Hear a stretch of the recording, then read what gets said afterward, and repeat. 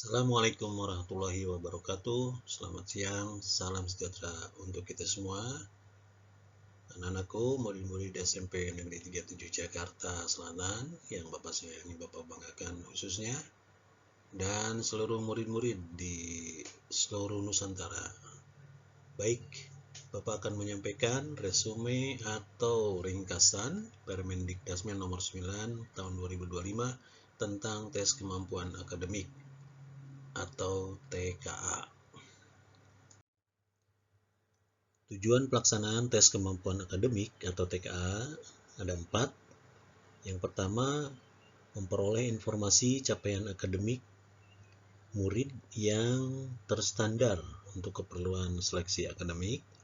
Yang kedua, menjamin pemenuhan akses murid pendidikan nonformal dan pendidikan informal terhadap penyetaraan hasil belajar.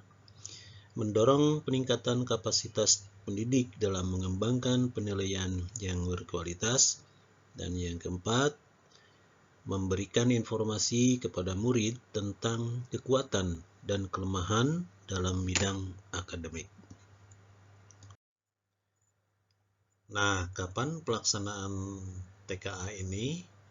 Anak-anak sekalian, untuk jenjang SMP, MTS, dan sederajat, ini waktunya kita masih menunggu regulasi dari kementerian atau dari dinas pendidikan. Namun untuk tingkat atau jenjang SMA, MA, sederajat, dan SMK ini sudah ditentukan, itu tanggal 3 sampai 6 November 2025. Nah, berapa lama untuk pelaksanaan TKA ini? Anak sekalian, total waktunya adalah 130 menit. 120 menit untuk pengerjaan bahasa Indonesia dan matematika. Masing-masing bahasa Indonesia 60 menit, matematika 60 menit. Nah, yang 10 menit lagi yaitu untuk latihan. Untuk latihan di awal sebelum pelaksanaan bahasa Indonesia dan matematika. Jadi ada latihan dulu. Jadi total 130 menit. Untuk TKA mata pelajaran bahasa Indonesia, anak-anak sekalian, ini difokuskan kepada keterampilan membaca ya. Dan keterampilan ini diujikan pada 2 jenis teks, yaitu teks informasi dan teks fiksi. Apa perbedaannya? Kalau teks informasi itu berisi fakta, konsep, atau prosedur dari berbagai bidang atau topik yang berskala lokal, nasional, atau global. Ya.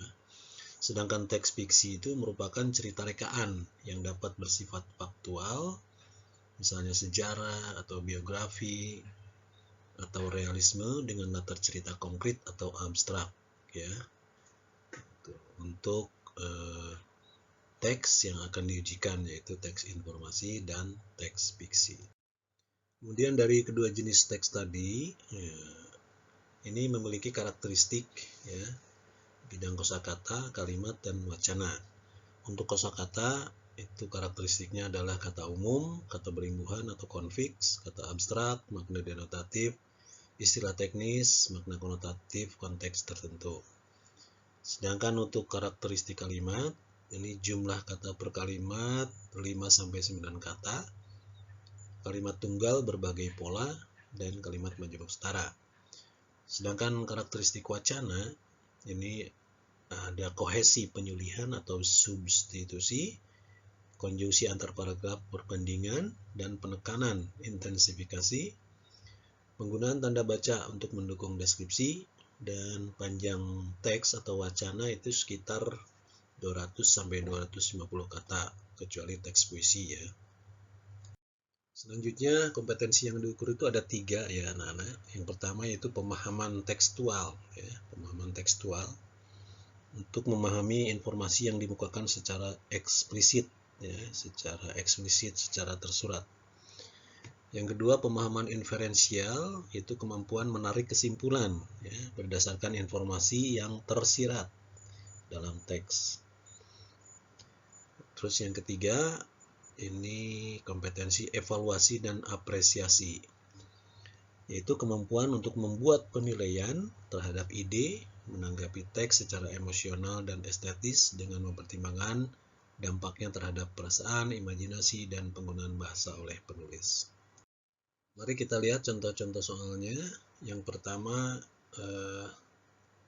kita disajikan sebuah teks ulasan 1 yang berjudul Pantai Gelagah.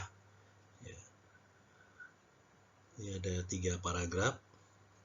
Silakan dibaca terlebih dahulu.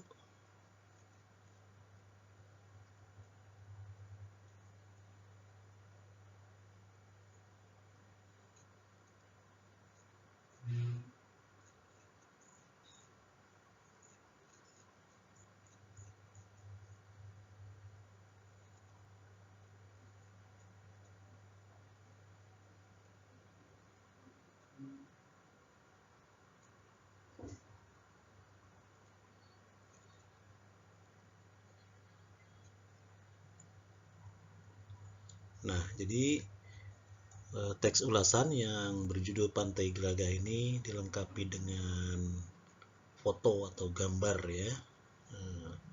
Foto atau gambar sesuai dengan judul wacana atau teks ulasan ini. Selanjutnya teks ulasan kedua ini berjudul Pantai Drini Gunung Kidul ya. Sama ini juga ada 3 paragraf, tapi di sini tidak ada gambar atau foto yang menyertai teks ulasan ini ya.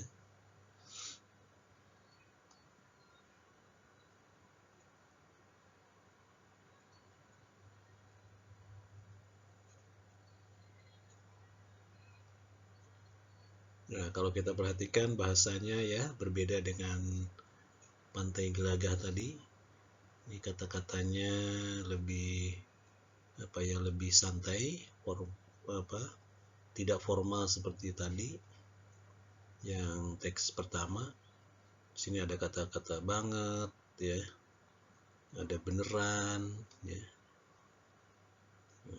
Jadi di sini juga lumayan oke ya. Jadi bahasanya lebih santai.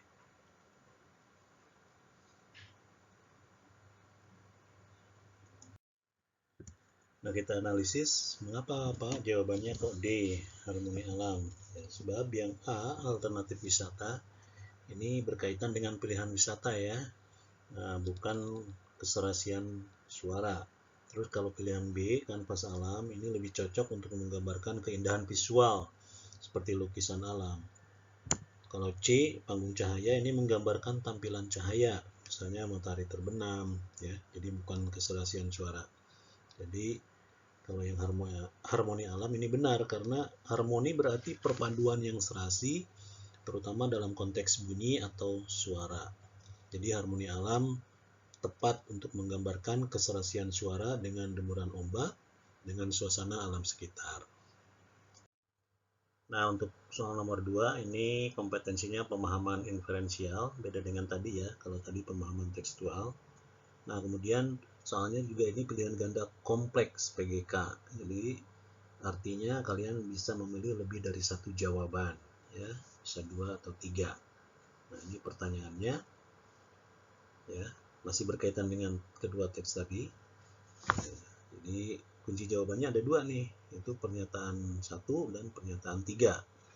Pernyataan 1 kemudahan akses, pernyataan 3 tempat untuk berfoto. Kita analisis, kita bahas mengapa pernyataan 1 dan 3 ini merupakan jawaban yang benar dari pertanyaan apa perbedaan informasi yang ada pada kedua teks tersebut ya. Jadi begini, yang A, yang kemudahan akses ini hanya disebut di Pantai Gelagah, tidak di Pantai Drini, berarti kan perbedaan ya. Kemudian yang ketiga, tempat untuk berfoto, ini juga hanya disebut di Pantai Drini, ya, yaitu di Pulau Karang dan pada saat golden hour, ya. Jadi ini merupakan perbedaan, ya. Sedangkan kemudahan B, fasilitas yang tersedia, dan keindahan saat senja. Ini di kedua teks ulasan 1 maupun teks ulasan 2 sama-sama menyebutkan, jadi bukan perbedaan berarti ini. Demikian pembahasannya. Baik, untuk soal ketiga ini ada dialog antara Banu dan Komar. Si Banu ini lebih suka membaca ulasan teks kedua, katanya. Teks kedua sangat menarik, tapi Komar justru berbeda pendapat. Dia lebih suka ulasan teks 1 karena sangat jelas dan menarik minat untuk mengunjungi pantai itu. Fokus pertanyaan soal ini adalah mengapa pernyataan Banu lebih tepat untuk menggambarkan keunggulan teks ulasan kedua yang tidak ada pada teks ulasan pertama. Nah, tentukan benar atau salah untuk setiap pernyataan berikut. Yang pertama, gaya penyajian teks menggunakan bahasa non formal sehingga lebih santai. Ini jawabannya adalah benar, ya. Karena fokus ke pertanyaan ini, mengapa pernyataan Banu lebih tepat.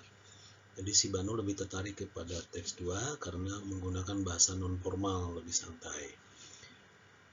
Pernyataan berikutnya, penyajian gambar pada teks yang membuat pembaca lebih tertarik membaca. Ini salah, ya. Karena teks 1 dilengkapi dengan gambar pantai. Sebaliknya teks 2 tidak dilengkapi dengan gambar atau foto. Jadi pernyataannya ini salah. Kemudian yang ketiga, akhir ulasan dilengkapi kalimat ajakan kepada pembaca untuk mengunjungi pantai.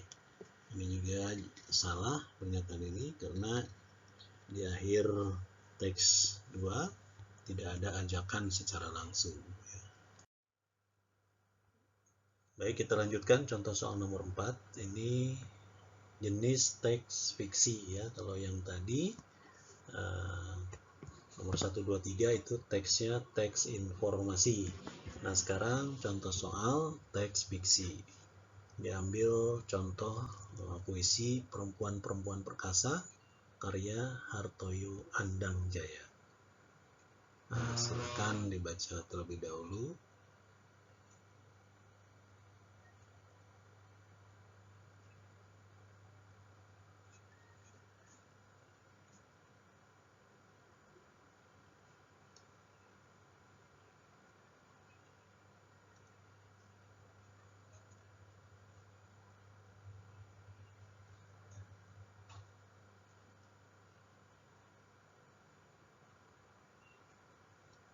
Ya, selanjutnya baik, ini soalnya pemahaman tekstual berdasarkan teks puisi tadi. Pilihan kata mana saja yang menunjukkan latar waktu pada puisi tersebut. Ini pilihan ganda kompleks, ya, jadi boleh lebih dari satu. Di sini yang benar adalah sebelum hari bermula, ya, pernyataan kedua, dan pernyataan 4. Pernyataan keempat, berlomba dengan surya. Ini yang menunjukkan latar waktu. Ya, sudah jelas, ya.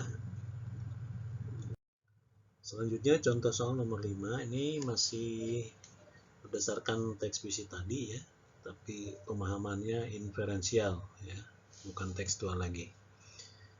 Apa makna merebut hidup di pasar-pasar kota pada teks puisi tersebut? Ya, kunci jawabannya ini A. Di kegigihan dan perjuangan perempuan dalam bekerja.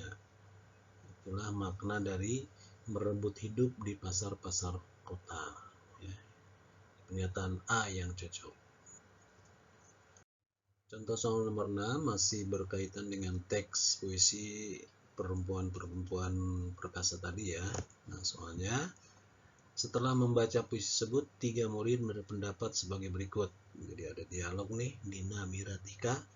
Dina pendapatnya, wah, ternyata banyak perempuan hebat, ya, mereka bekerja penuh semangat. Kata Mira, iya, mereka rela bangun pagi-pagi untuk bekerja.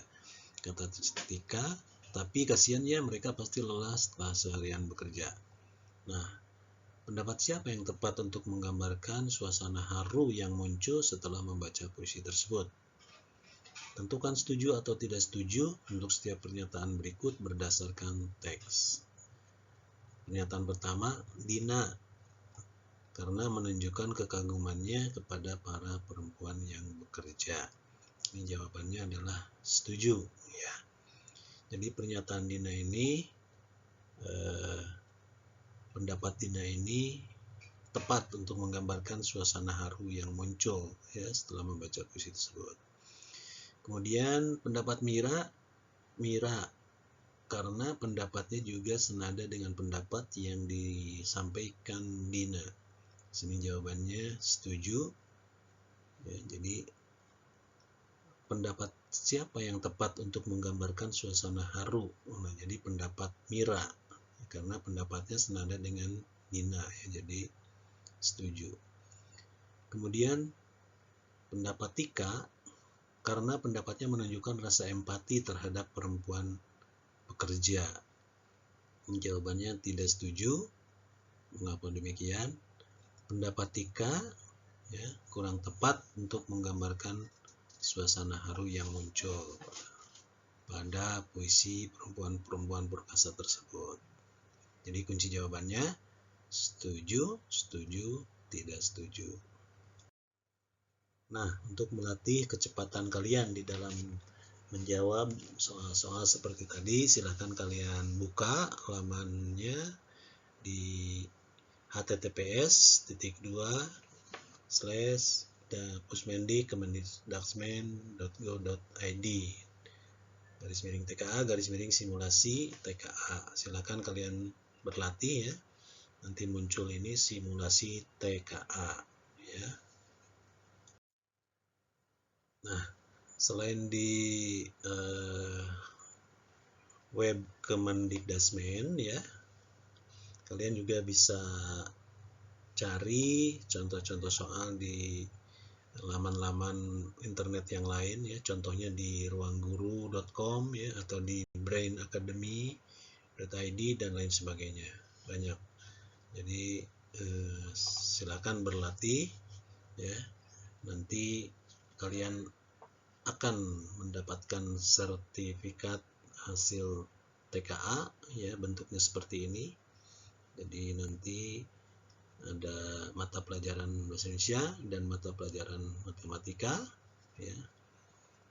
Nah, nanti kalian akan mendapatkan sertifikat seperti ini yang nanti hasilnya adalah untuk keperluan seleksi ya, masuk ke jenjang SMA atau SMK.